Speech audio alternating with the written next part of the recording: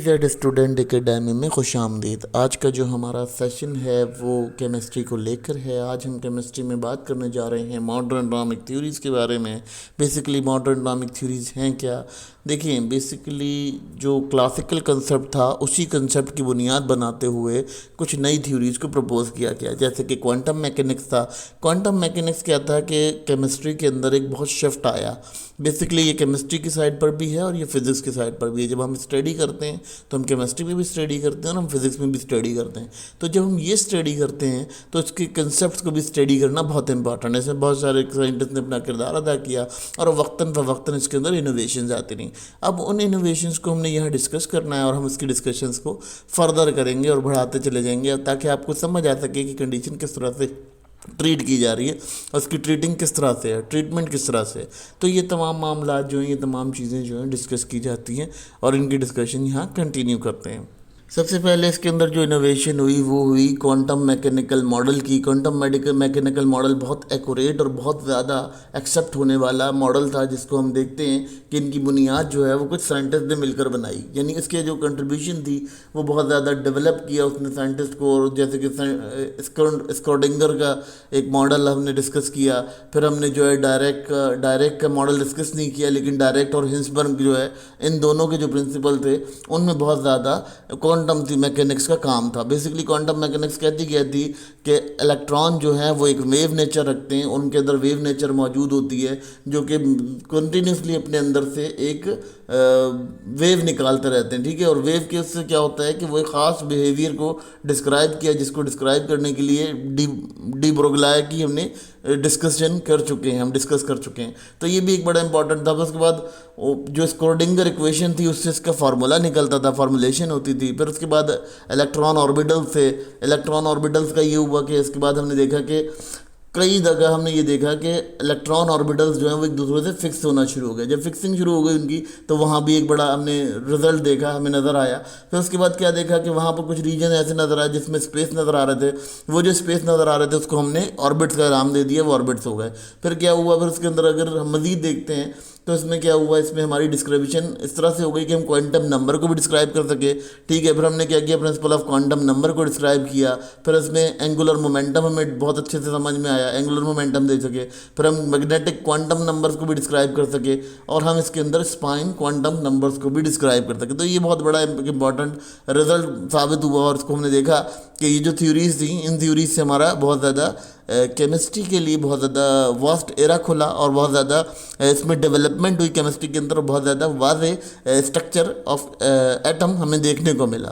के बाद हमें जो नेक्स्ट कंसेप्ट मिला वो हमें इलेक्ट्रॉनिक कन्फिग्रेशन का मिला। इलेक्ट्रॉनिक कन्फिग्रेशन यह था कि बेसिकली वो डिस्क्राइब करता था कि जो ऑर्बिटल्स हैं वो किस तरह से डिवाइड होंगे, किस तरह से डिस्ट्रीब्यूट करेंगे। फिर उसका जो उसका बेसिक प्रिंसिपल था वो कहाँ से गवर्न होता था, उससे ऑफवू प्रिंसिपल का रिजल्ट निकला, ऑफवू प्रिंसिपल आया। ठीक है, ऑफबो प्रिंसिपल के बाद अगर हम देखते हैं तो हमारे पास पॉली एक्सक्लूसिव प्रिंसिपल आया। ठीक है, फिर उसके बाद हर्न्स रूल आया। हर्न्स रूल क्या आया कि जनाब हर्न्स रूल में भी यही था कि वो इलेक्ट्रॉन की जो कंडीशंस थी उसके बारे में बता रहा था कि किस जगह पे कैसे पाया जाता है। बेसिकली ये तमाम चीज़ें जो है कंसेप्ट जो है केमिस्ट्री को बहुत वास्ट करता गया। इनका बेसिकली छोटा छोटा हवाला ले लेते हैं। पहली चीज़ ये कहता था कि जी जो इलेक्ट्रॉन्स हैं वो फिल करने हैं अपने लोअर एनर्जी लेवल से पहले। ठीक है, फिर उसके बाद आपने क्या करना है, आपने जो है वो कोई इलेक्ट्रॉन ऐसे नहीं रखना कि आपने दो सेम सेट बनाए और उसके अंदर 4 क्वांटम नंबर आ रहे हो। तो ये भी आपका एक जो कंडीशन थी पॉलीज के एक्सक्लूसिव प्रिंसिपल था। ठीक है, फिर उसके बाद जो इलेक्ट्रॉन्स आपके जो फिल करेंगे वो आप डीजनरेट वे में करेंगे, यानी ऑर्बिटल जो है वो सिंगली पेयरिंग करेगा, पेयरिंग अप करेगा दोनों के साथ। तो वहाँ पर भी इनका बड़ा इंपॉर्टेंट काम रहा हर्न्स रूल का। फिर उसके बाद बात करते हैं स्टूडेंट्स एटॉमिक न्यूक्लियस की। एटॉमिक न्यूक्लियस के ऊपर भी बड़ी वाज़े तौर पे देखा गया कि बहुत ज़्यादा इनोवेशंस हुई। यहाँ क्या हुआ, यहाँ ये कहा गया कि प्रोटॉन और न्यूट्रॉन जो है वो कलेक्टिवली न्यूक्लियॉन कहलाते हैं। ठीक है, कलेक्टिवली इनको हम न्यूक्लियॉन कहते हैं।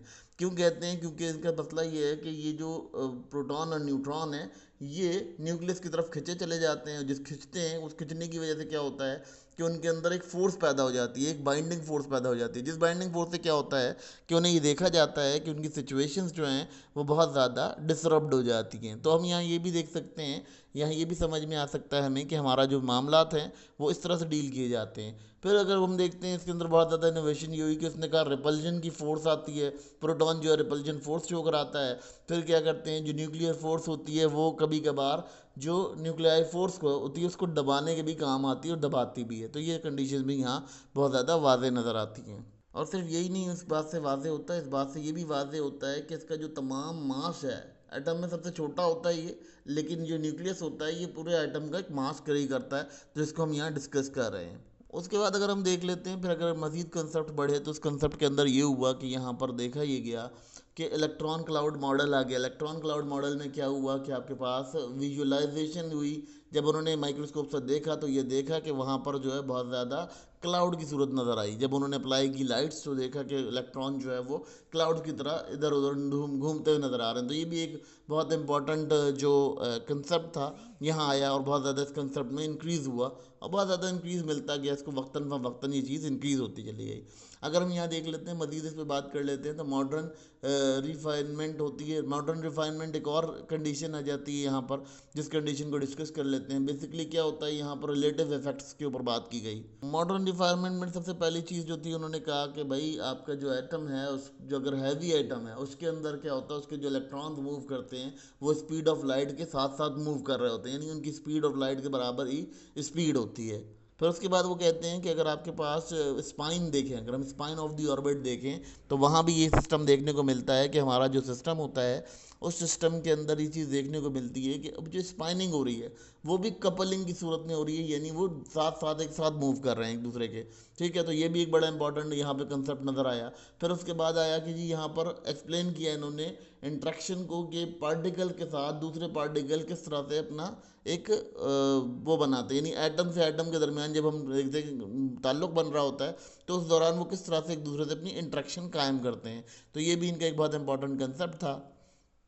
अब बात करते हैं जिसकी कहाँ कहाँ एप्लीकेशन होती है। सबसे पहले जी मॉडर्न एटॉमिक थ्योरी का जो है बहुत ज़्यादा इंपॉर्टेंट किरदार होता है जी केमिकल बॉन्डिंग के अंदर, क्योंकि यहाँ हम वैलेंसी को देख सकते हैं, वैलेंस थ्योरीज को पढ़ सकते हैं, मॉलिक्यूलर बॉन्डिंग को पढ़ सकते हैं, मॉलिक्यूलर ऑर्बिटल थ्योरीज को पढ़ सकते हैं। इन तमाम को पढ़ने के लिए हमें बहुत इंपॉर्टेंटली इन मॉडर्न थ्योरीज की ज़रूरत पड़ती है। फिर अगर हम बात कर लेते हैं आगे यहाँ पर, तो हमारे पास स्पेक्ट्रोग्राफी आ जाती है। स्पेक्ट्रोग्राफी पे हम स्टडी कर लेते हैं बहुत ज़्यादा। स्पेक्ट्रोग्राफी पे क्या कंडीशंस होती हैं, वहाँ पर भी हम ये देख सकते हैं कि हमारी जो लाइट है, जो लाइट के ऊपर बात हुई, ठीक है,